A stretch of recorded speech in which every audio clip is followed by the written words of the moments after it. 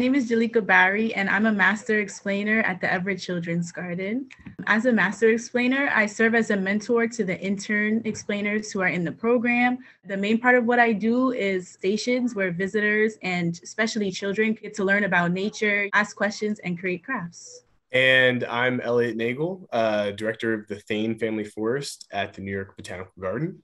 My role is to oversee all of the management of the 50-acre forest there at the garden, oversee all of our research, visiting research included, and all of the programming and opportunities for education that we have.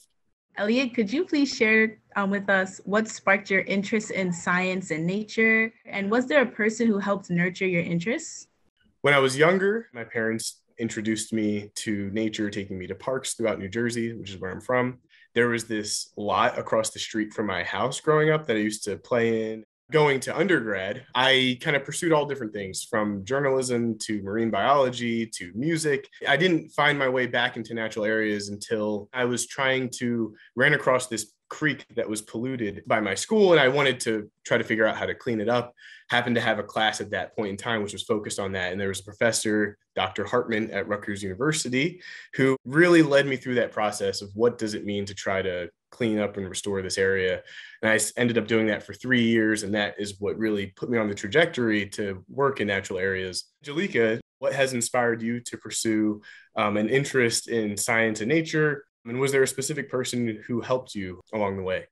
What sparked my interest in nature is definitely started when I was like in elementary school.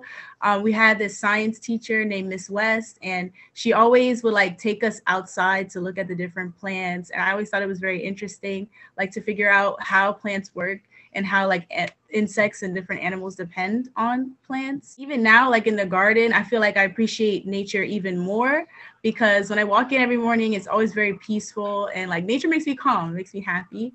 A person who helped nurture this interest, I definitely say it would be my teachers because they ask a lot of deep questions. They want us to get beyond the surface level. And I think that's what helps intrigue me about science. Yes, it can be difficult sometimes, but for the most part, I really enjoy it. What was your path from college to the garden? I went to undergrad at Rutgers University, which is the State University of New Jersey, and I majored in environmental planning and design. Then I worked in water resource management. And then I ended up going back to grad school for forestry, studying forestry, which is very much how do we manage forests specifically. I learned a lot there, worked for the U.S. Forest Service out in Wyoming, and then found this really unique opportunity here at the garden to combine all of that. Even in what I do now, even though water resource has nothing to do with the title, a lot of what we do is protecting the riparian area of the Bronx River. We're some of the first people that can see if there is an issue with pollution of the river. We work with a number of partners all up and down the Bronx River to protect that resource as well. So it's definitely been helpful to have that background coming into this role. That's really awesome. I also didn't know like you could like major in forestry. Like that's really cool. It's very uncommon in the Northeast. If you're interested in something like that, you gotta look for it. And for our last question, do you have suggestions for New York City kids to connect to science or nature at home or in school? There's a lot of different ways you can connect, right? It could be virtually, you can look up things online, you can watch documentaries, which I think is actually something that influenced me a lot as a kid too, watching just nature documentaries on TV, exposing you to a lot of this information. But in regards to physically connecting, I would recommend just start trying to understand like and identify what's going on around you, right? So just walking anywhere, whether that's down a street or to a park, start looking at some of the trees. What are these trees? Have you ever asked yourself, do you know someone that might know what some of these trees are?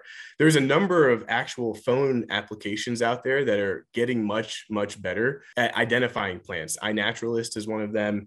And then another one I've been using recently is PlantNet. The other thing I would say, aside from just plants, is wildlife as well. Birds. There's so many birds in New York City, and there's a huge birding community in New York City. And some of the easiest ways to start identifying, again, is through different applications on the computer or your phone. You can go by different sounds or what they look like. There's the Merlin app and then the eBird app.